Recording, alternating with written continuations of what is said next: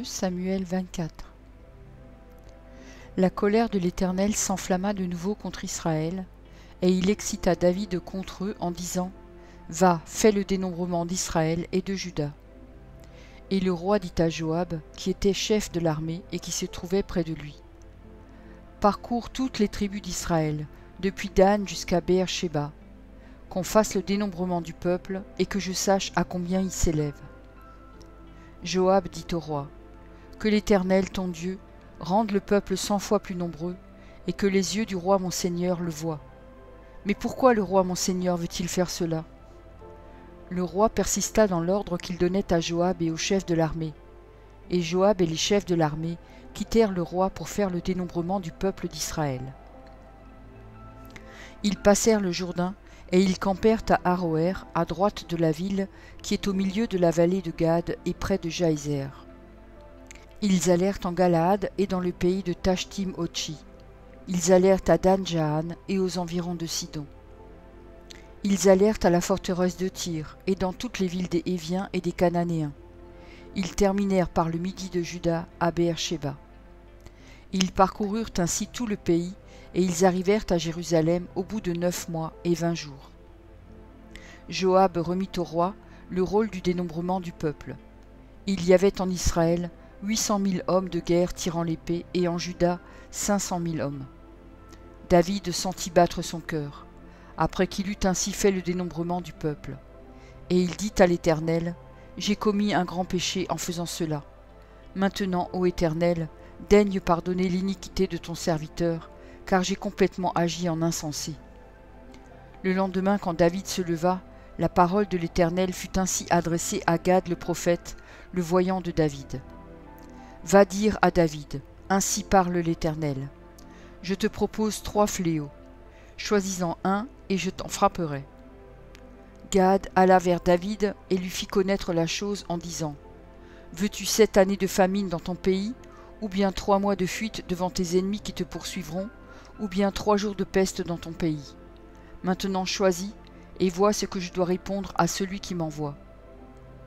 David répondit à Gad : Je suis dans une grande angoisse. Ô, tombons entre les mains de l'Éternel, car ses compassions sont immenses, mais que je ne tombe pas entre les mains des hommes. L'Éternel envoya la peste en Israël, depuis le matin jusqu'au temps fixé, et de Dan à Béer-Shéba, il mourut 70 000 hommes parmi le peuple. Comme l'ange étendait la main sur Jérusalem pour la détruire, l'Éternel se repentit de ce mal, et il dit à l'ange qui faisait périr le peuple : Assez, retire maintenant ta main. L'ange de l'Éternel était près de l'aire d'Aravna, le Jébusien. David, voyant l'ange qui frappait parmi le peuple, dit à l'Éternel : Voici, j'ai péché, c'est moi qui suis coupable, mais ces brebis qu'ont-elles fait ? Que ta main soit donc sur moi et sur la maison de mon père. Ce jour-là, Gad vint auprès de David et lui dit : Monte, élève un autel à l'Éternel dans l'aire d'Aravna le Jébusien. David monta, selon la parole de Gad, comme l'Éternel l'avait ordonné. Aravna regarda, et il vit le roi et ses serviteurs qui se dirigeaient vers lui. Et Aravna sortit et se prosterna devant le roi, le visage contre terre. Aravna dit : Pourquoi mon seigneur le roi vient-il vers son serviteur ? Et David répondit : Pour acheter de toi l'aire et pour y bâtir un autel à l'Éternel, afin que la plaie se retire de dessus le peuple. Aravna dit à David : Que mon seigneur le roi prenne l'aire, et qu'il y offre le sacrifice qui lui plaira. Vois, les bœufs seront pour l'holocauste, et les chars avec l'attelage serviront de bois. Aravna donna le tout au roi, et Aravna dit au roi : Que l'Éternel ton Dieu te soit favorable. Mais le roi dit à Aravna : Non, je veux l'acheter de toi à prix d'argent, et je n'offrirai point à l'Éternel mon Dieu des holocaustes qui ne me coûtent rien. Et David acheta l'aire et les bœufs pour 50 sicles d'argent. David bâtit là un autel à l'Éternel, et il offrit des holocaustes et des sacrifices d'action de grâce. Alors l'Éternel fut apaisé envers le pays, et la plaie se retira d'Israël. 1 Chroniques 21. Satan se leva contre Israël, et il excita David à faire le dénombrement d'Israël. Et David dit à Joab et aux chefs du peuple : Allez, faites le dénombrement d'Israël depuis Beer-Shéba jusqu'à Dan, et rapportez-le-moi, afin que je sache à combien il s'élève. » Joab répondit, « Que l'Éternel rende son peuple 100 fois plus nombreux. Ô roi, mon seigneur, ne sont-ils pas tous serviteurs de mon seigneur? Mais pourquoi mon seigneur demande-t-il cela? Pourquoi faire ainsi pécher Israël? » Le roi persista dans l'ordre qu'il donnait à Joab, et Joab partit et parcourut tout Israël, puis il revint à Jérusalem. Joab remit à David le rôle du dénombrement du peuple. Il y avait dans tout Israël 1100 000 hommes tirant l'épée, et en Juda 470 000 hommes tirant l'épée. Il ne fit point parmi eux le dénombrement de Lévi et de Benjamin, car l'ordre du roi lui paraissait une abomination. Cet ordre déplut à Dieu, qui frappa Israël. Et David dit à Dieu, « J'ai commis un grand péché en faisant cela. Maintenant daigne pardonner l'iniquité de ton serviteur, car j'ai complètement agi en insensé. » L'Éternel adressa ainsi la parole à Gad, le voyant de David.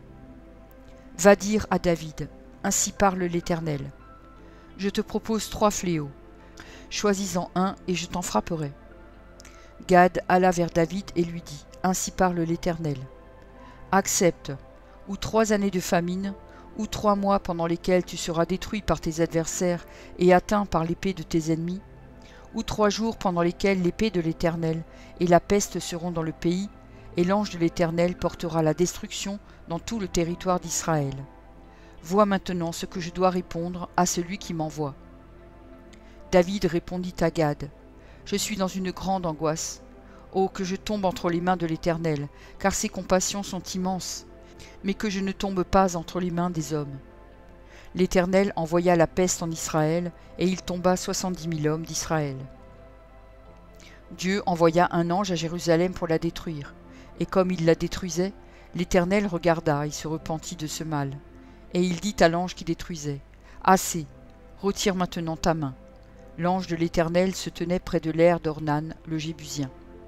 David leva les yeux, et il vit l'ange de l'Éternel se tenant entre la terre et le ciel, et ayant à la main son épée nue tournée contre Jérusalem. Alors David et les anciens, couverts de sacs, tombèrent sur leur visage.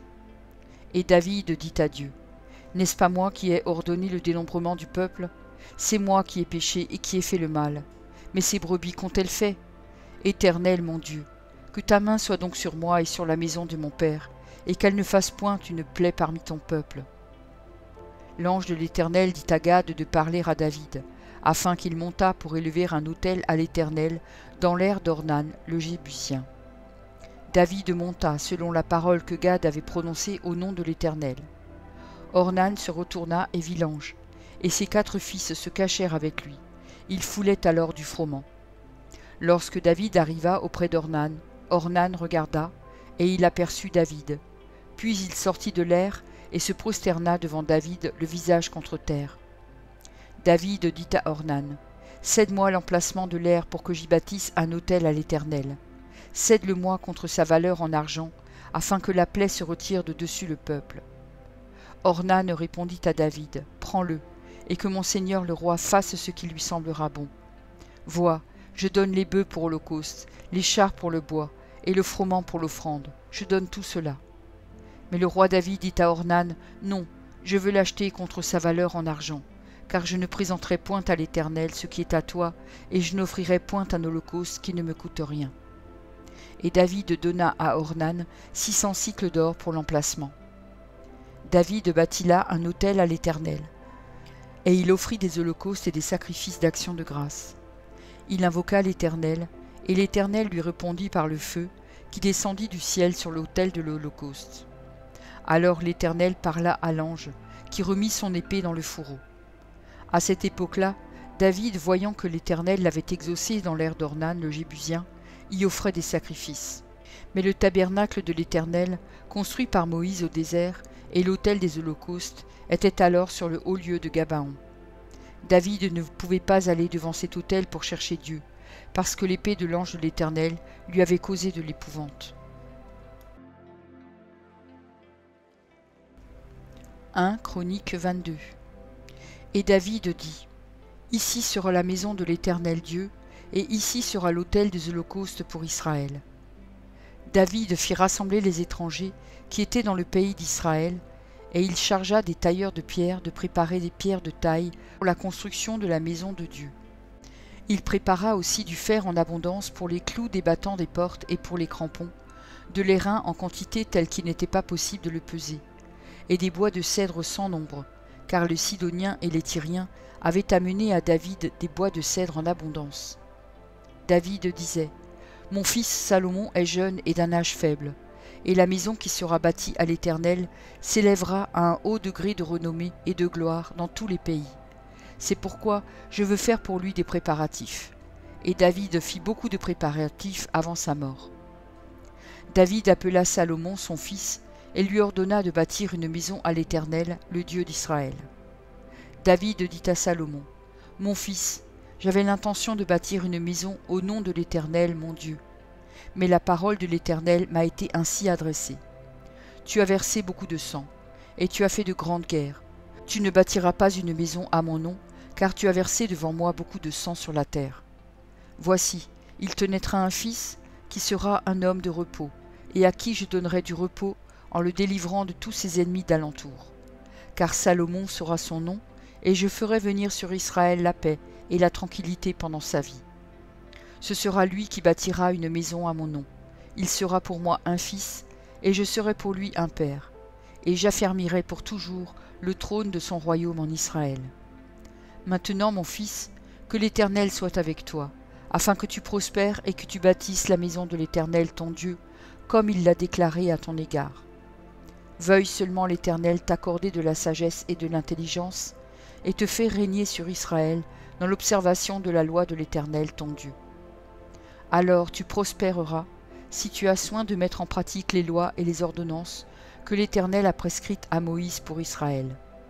Fortifie-toi et prends courage, ne crains point et ne t'effraie point. Voici par mes efforts, j'ai préparé pour la maison de l'Éternel 100 000 talents d'or, 1 million de talents d'argent, et une quantité d'airain et de fer qu'il n'est pas possible de peser, car il y en a en abondance. J'ai aussi préparé du bois et des pierres, et tu en ajouteras encore. Tu as auprès de toi un grand nombre d'ouvriers, des tailleurs de pierre et des charpentiers, et des hommes habiles dans toute espèce d'ouvrage. L'or, l'argent, l'airain et le fer sont sans nombre. Lève-toi et agis, et que l'Éternel soit avec toi. » David ordonna à tous les chefs d'Israël de venir en aide à Salomon son fils. « L'Éternel votre Dieu n'est-il pas avec vous, et ne vous a-t-il pas donné du repos de tous côtés? Car il a livré entre mes mains les habitants du pays, et le pays est assujetti devant l'Éternel et devant son peuple. Appliquez maintenant votre cœur et votre âme à chercher l'Éternel votre Dieu. Levez-vous et bâtissez le sanctuaire de l'Éternel Dieu, afin d'amener l'arche de l'alliance de l'Éternel et les ustensiles consacrés à Dieu dans la maison qui sera bâtie au nom de l'Éternel. » Psaume 30. Psaume. Cantique pour la dédicace de la maison, de David. Je t'exalte, ô Éternel, car tu m'as relevé. Tu n'as pas voulu que mes ennemis se réjouissent à mon sujet. Éternel mon Dieu, j'ai crié à toi, et tu m'as guéri. Éternel, tu as fait remonter mon âme du séjour des morts. Tu m'as fait revivre loin de ceux qui descendent dans la fosse. Chantez à l'Éternel, vous qui l'aimez. Célébrez par vos louanges sa sainteté. Car sa colère dure un instant, mais sa grâce dure toute la vie. Le soir arrivent les pleurs, et le matin l'allégresse. Je disais dans ma sécurité, je ne chancellerai jamais. Éternel, par ta grâce tu avais affermi ma montagne. Tu cachas ta face, et je fus troublé. Éternel, j'ai crié à toi, j'ai imploré l'Éternel. Que gagnes-tu à verser mon sang, à me faire descendre dans la fosse? La poussière a-t-elle pour toi des louanges? Raconte-t-elle ta fidélité? Écoute, Éternel, aie pitié de moi. Éternel, secours-moi. Et tu as changé mes lamentations en allégresse. Tu as délié mon sac, et tu m'as ceint de joie, afin que mon cœur te chante et ne soit pas muet. Éternel mon Dieu, je te louerai toujours. Merci pour ton écoute. Je t'encourage à écouter encore la parole du Seigneur. J'ai pris un engagement avec lui et je publierai tous les jours un verset. Si j'en oublie un jour, j'en ferai 2 le lendemain. De ton côté, tout ce que tu as à faire, c'est de t'abonner à cette chaîne. Et s'il te plaît, n'oublie pas le pouce bleu. Et si tu veux me laisser un gentil commentaire, c'est aussi apprécié. Pour écouter la suite, clique simplement sur la vidéo du jour suivant, en haut à gauche. Que Dieu te bénisse.